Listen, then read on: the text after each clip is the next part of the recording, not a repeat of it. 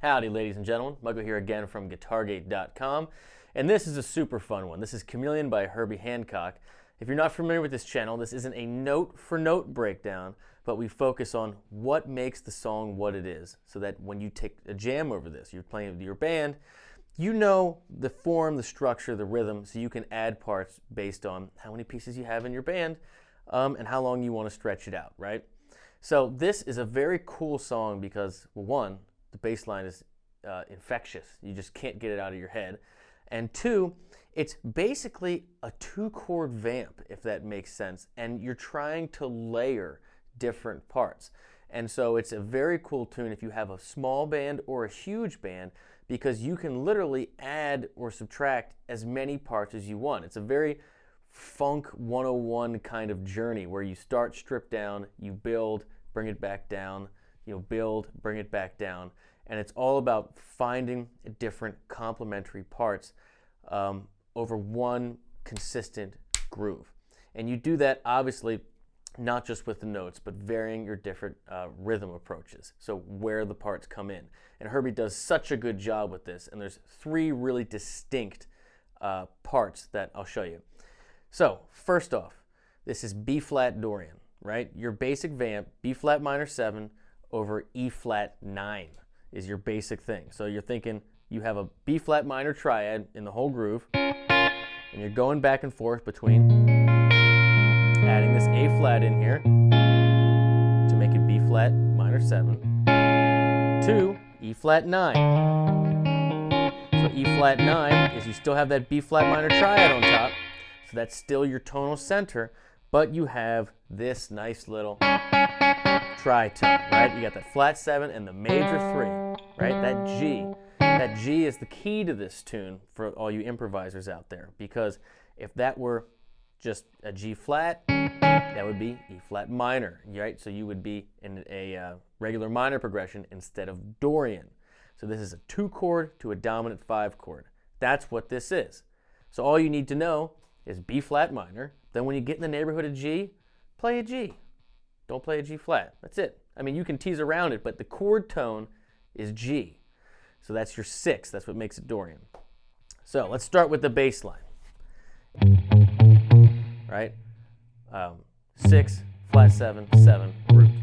And then you come over here to the 4th string, to the 6th and 8th fret respectively, and you play flat 7, root. Then you do the same exact thing on the 5th string, walk from C to E flat, chromatic, and then you go from your root to your minor 3rd on the 3rd string. So here it is real slow.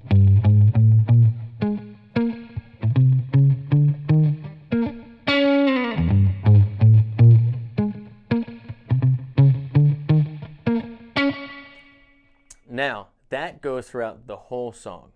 The chords that play over that, again, B flat minor, minor 7.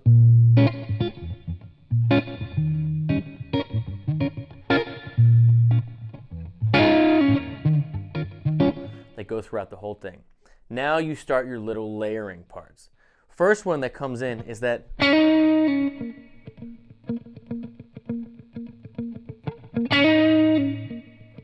Now the key to this, now a lot of this is being done with the wah-wah, right? But I'm trying to play this without any of the other effects just to keep it simple.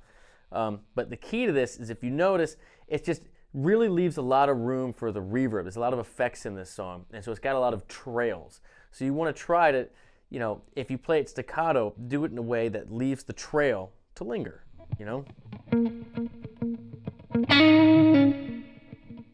See on that minor third how it just lingers? Instead of, you can go back and forth and make that staccato, but I always feel like whenever I hear this song, the part I always like about his playing is that how he goes back and forth between big trails and little trails, and it seems very purposeful, especially like on a keyboard, which is so cool because you don't have the liberties that you do on a guitar. Next part is you have the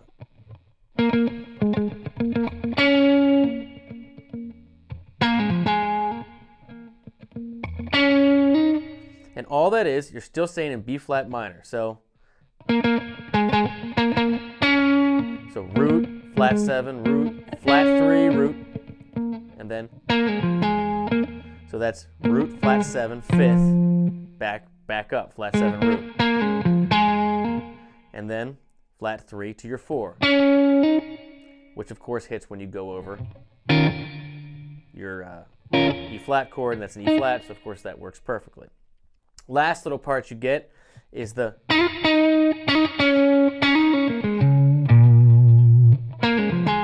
it tags with that. Now all that is you're going 5, 4, 4, flat 3, so, and then walk down, so hammer on flat 3 to 4, root, flat 7, and then you jump over flat 3, root, so, and then it tags with that, right, same thing.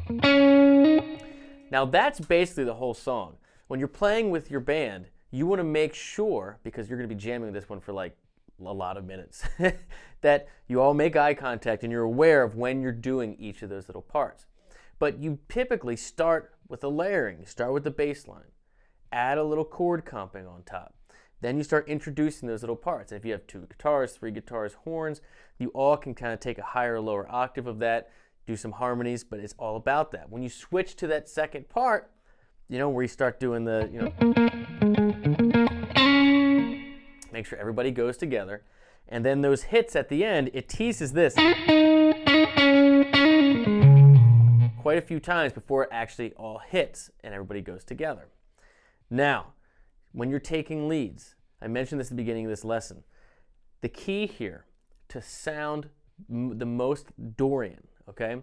Even though you're thinking B flat minor, of course it all works, but the note that makes it Dorian, that makes it modal, that makes it sound jazzy, if you want to say that, is G. That's the 6, or the major third over the E flat chord. So when you're taking leads in here, think about B flat. It's B flat all day, right? And you can be chromatic around the thirds and around the roots and move around. But when you get in the neighborhood of G, when you get around that 6th degree, G is the chord tone, right? You can create tension and resolve it based around that G, but when you hit it, it's going to really sound like you know what you're doing. It's going to sound specific to the song, right? It's going to make the vamp just come alive.